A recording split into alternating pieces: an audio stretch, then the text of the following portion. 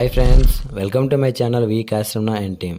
So ఇప్పటివరకు మన channel subscribe చేసుకోకపోయినా, అలాగే ఛానల్ ఎవరైనా కొత్తగా వచ్చినా సరే ప్లీజ్ సబ్స్క్రైబ్.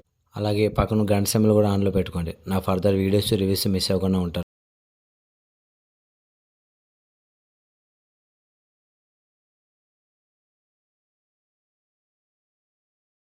ఈ కోనార్క్ సూర్య దేవాలయం అనేది ఎక్కడుంది అంటే మన భారతదేశంలోని ఒడిషా రాష్ట్రంలోని పూరి జిల్లాలోని కోనార్క్ పట్టణంలో ఉంది. అలాగే పూరి క్షేత్రానికి 85 కిలోమీటర్ల దూరంలో ఉంటుంది. ఈ ఆలయాన్ని సముద్ర తీరానికి దగ్గరలో నిర్మించారు. ఈ ఆలయం అనేది ఒక పెద్ద సైజులో ఉండే రథం ఆకారంలో ఉండేలా నిర్మించారు. అందువల్లనే దీన్ని లార్డ్స్ రథాలయం అని కూడా పిలుస్తారు.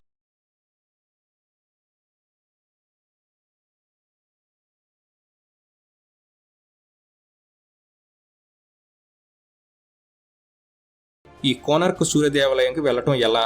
విమానం ద్వారా వెళ్లాలనుకుంటే ఒడిశాలోని భువనేశ్వర్కి విమానాల్లో చేరుకుంటే అక్కడి నుంచి 64 కిలోమీటర్ల దూరం రోడ్డు ప్రయాణం చేయాలి. రైలు ద్వారా వెళ్లాలనుకుంటే ఒడిశాలోని పూరి నగరం వరకు రైల్లో చేరుకుని అక్కడి నుంచి 33 కిలోమీటర్లు రోడ్డు ప్రయాణం చేయాలి. అదే బస్సు ద్వారా అయితే పూరి నగరానికి లేదా భువనేశ్వర్కి చేరుకుంటే అక్కడి నుంచి ఈ ఆలయానికి గవర్నమెంట్ బస్సులు అలాగే ప్రైవేట్ బస్సులు అనేవి ప్రతిరోజు నడుస్తూనే ఉంటాయి.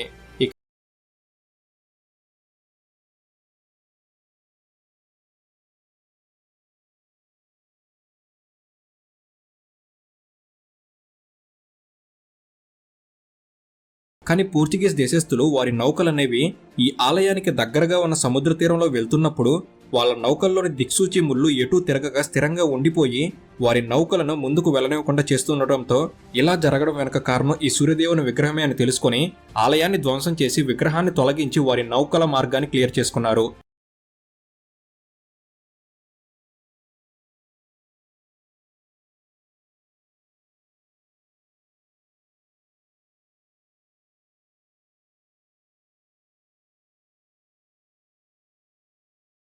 భారతదేశంలోని ఎన్నో పురాతన కట్టడాలనేవి నేటికి కూడా అంతుచిక్కని రహస్యాలతో నిండి ఉన్నాయి. ఈ కట్టడాల వెనుక ఉన్న చరిత్ర, వాటి గొప్పతనం అనేవి తెలిసినప్పుడు ఇలాంటివి మన తరంలో లేనందుకు ఎంతో బాధిస్తుంది. ఒకప్పటి మన దేశ గొప్పతనం అనేది మన తరాల వారికి, మన ముందు తరాల వారికి తెలియకుండా ఉండేందుకే చాలా వరకు ఇతర దేశస్తులు పూర్వం రోజుల్లో మన దేశంపై దాడి చేసి మన ఆలయాలని, కట్టడాలని, విగ్రహాలని ధ్వంసం చేసేశారు. ఇలా ఈ విధంగా ధ్వంసం చేయబడిన గొప్ప అద్భుతమైన వాటిలో కోనార్క్ సూర్య దేవాలయం ఒకటి. ఈ ఆలయంలో ఒకప్పుడు సూర్యదేవుడి విగ్రహం అనేది ఎలాంటి ఆధారం లేకుండానే గాలిలో తేలియాడేది. కానీ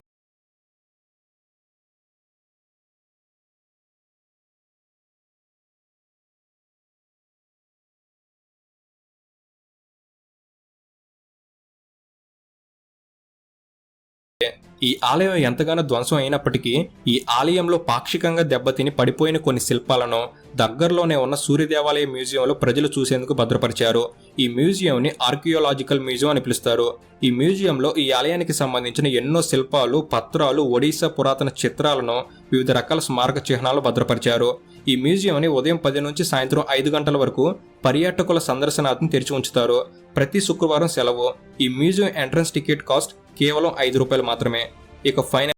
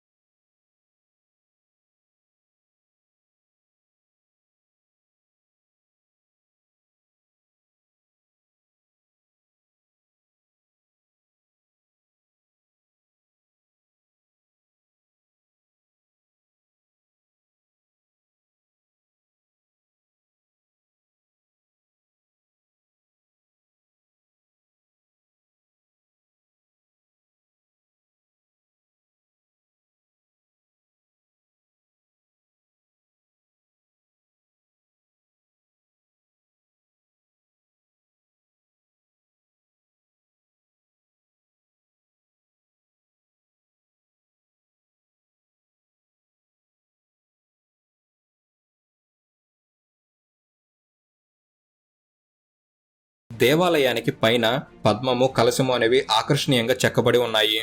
ఇక ఈ ఆలయం ఎంట్రన్స్ లో అనగా ప్రధాన ద్వారం దగ్గర ఒక సింహం, ఏనుగు విగ్రహాలు అనేవి అద్భుతంగా చెక్కబడి ఉంటాయి.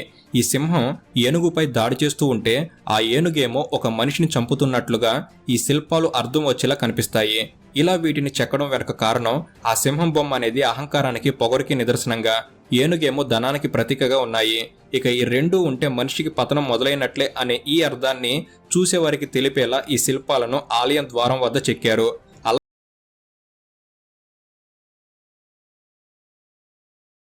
ఈ ఆలయం అనేది ఒక పెద్ద సైజులో ఉండే రథం ఆకారంలో ఉండేలా నిర్మించారు. అందువల్లనే దీన్ని లార్డ్స్ రథాలయం అని కూడా పిలుస్తారు. నెంబర్ 2, ఈ ఆలయానికి కోనార్క్ సూర్య దేవాలయం అనే పేరు ఎలా వచ్చింది? ఈ ఆలయాన్ని సూర్యదేవునికి అంకితం చేస్తూ కట్టడం జరిగింది. కోనార్క్ అనే ఈ పదం అనేది 2 పదాల కలయికతో ఏర్పడింది. అవే కోణం మరియు మందసము. కోణం అంటే మూల, మందసం అంటే సూర్యుడు. అంటే కోనార్క్ అనగా అర్థం సూర్యుని మూలలో. ఈ దేవాలయాన్ని సూర్యుడికి అనుకూలంగా ఉండే తరహాలో కట్టినందుకు కోనార్క్ సూర్య దేవాలయం అనే పేరును పెట్టడం జరిగింది. ఇక నెంబర్ 3, ఈ సూర్య దేవాలయాన్ని ఎవరు ఎప్పుడు కట్టించారు? ఈ పురాతన సూర్య దేవాలయాన్ని క్రీస్తు శకం 1250లలో తూర్పు గంగా రాజవంశానికి చెందిన ప్రముఖ చక్రవర్తి నరసింహదేవ్ నిర్మించారు. ఈ ఆలయాన్ని 1200 మంది కార్మికులు కలిసి దాదాపుగా 12 సంవత్సరాలు కష్టపడగా, అంటే 1243 నుంచి 1255 వరకు కష్టపడగా ఈ అందమైన దేవాలయం పూర్తయింది. నెంబర్ 4, ఈ సూర్య దేవాలయం కట్టడం వెనుక ఉన్న కథ ఏంటి, చరిత్ర ఏమిటి? ఈ దేవాలయం కట్టడం వెనుక చాలా కథలే ప్రచారంలో ఉన్నాయి. అవేంటో మీకు తెలుపుతాను. మొదటి కథ 1200 నుంచి 1250 మధ్య సంవత్సరాల్లో అనగా 13వ శతాబ్దంలో భారతదేశంలోని చాలా ప్రాంతాలని ఆఫ్ఘన్ ముస్లిం పాలకులు యుద్ధాల్లో గెలిచి ఆక్రమించేశారు. ఈ శక్తివంతమైన ముస్లిం పాలకులతో ఏ భారతదేశ రాజులు సరిగ్గా పోటీ పడలేకపోయారు. ఇలా దాదాపుగా భారతదేశంలో చాలా ప్రాంతాలను ఆక్రమించేసిన ఈ ముస్లిం పాలకులు ఇక హిందూ సాంప్రదాయాలను నాశనం చేసేందుకు వరుసగా హిందూ దేవాలయాలను సైతం నాశనం చేస్తూ వచ్చారు. ఇలా అయితే ఈ ప్రాంతంలో అనగా ఒరిస్సాలో కూడా హిందూ సామ్రాజ్యం అనేది ముగిసిపోతుందని పసిగట్టిన అప్పటి ఈ ప్రాంతరాజు గంగా వంశ పాలకుడు నరసింహదేవుడు ముస్లిం పాలకులతో పోరాడేందుకు సాహసించాడు. వాళ్ళందరికీ ఒక పాఠం నేర్పాలని భావించి తెలివైన విధానాలతో ఆ ముస్లిం పాలకులపై దాడి చేశాడు. ఇలా ఈ విధంగా తుగన్ ఖాన్ అనే ముస్లిం పాలకునితో ఈ హిందూ రాజు యుద్ధాన్ని చేసి వారి ముస్లిం సైన్యాన్ని తెలివిగా చెదరగొట్టి విజయం సాధించాడు. ఇలా ఈ విధంగా ఎంతో కష్టమైన యుద్ధాన్ని జయించిన ఈ నరసింహదేవ్ రాజు ఆ ఆనందంలో తన ఇష్టదైవమైన సూర్యునికి అంకితం చేస్తూ ఒక దేవాలయాన్ని కట్టాలని నిర్ణయించుకున్నాడు. అలా నిర్మించినదే ఈ కోనార్క్ సూర్య దేవాలయం. ఇక ఈ దేవాలయం కట్టడం వెనుక ఉన్న మరో మతపరమైన పురాణ కథ ఏమిటంటే, శ్రీకృష్ణుడు కొడుకైన సాంబుడు ఒకరోజు నీలరేవులో అభ్యంగ స్నానం చేస్తున్న కొందరు ఆడవాళ్లను చూడటంతో శ్రీకృష్ణుడు కోపంతో అతని కొడుకుని శపిస్తాడు. ఈ శాపం వలన సాంబుడు కుష్ఠరోగానికి గురవుతాడు. దాంతో సాంబుడు ఈ వ్యాధి నుంచి బయటపడేందుకు ప్రస్తుతం కోనార్కుగా పిలువబడుతున్న మైత్రీవనంకి వచ్చి అక్కడ నది స్నానం చేస్తూ సూర్యదేవుడిని ఆరాధిస్తూ ఉండేవాడు.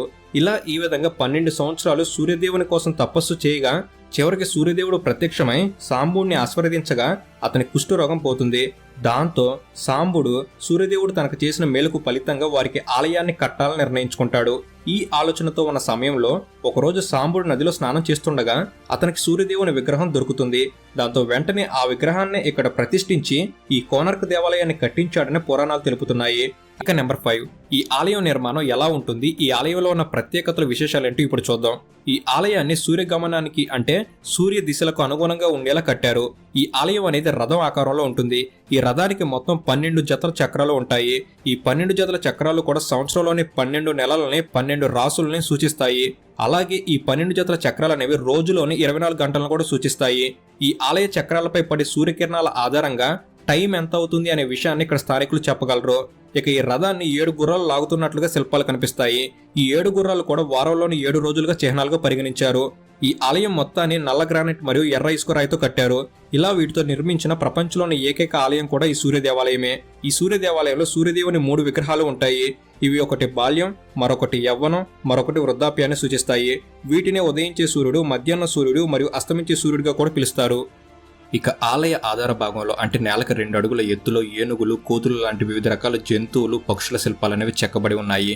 ఇవి పిల్లల్ని ఎంతగానో ఆకర్షిస్తాయి. వీటి పై భాగంలో వివిధ రకాల సంగీత వాయిద్యాలు, నాట్యం చేస్తున్న శిల్పాలు, కుస్తీ లాంటి యుద్ధ కళలను అభ్యసిస్తున్న శిల్పాలు వంటివి ఎన్నో కనబడతాయి. ఈ శిల్పాలలో ప్రత్యేకంగా ఒడిస్సీ నృత్యానికి సంబంధించిన 128 రకాల భంగిమలు ఉంటాయి. అలాగే ఈ ఆలయ గోడలపై యవ్వనంలో ఉండే వారిని ఆకర్షిస్తూ కామసూత్ర భాష్యం చెప్పే భంగిమలు ఉంటాయి. ఇవి హైందవ సమాజంలో వివాహ వ్యవస్థకు ఎంతటి ప్రాముఖ్యత ఉందో ఈ శిల్పాలు తెలియజేస్తాయి. మరికొంత ముందుకు వెళ్తే దేవతామూర్తుల విగ్రహాలు కనబడతాయి.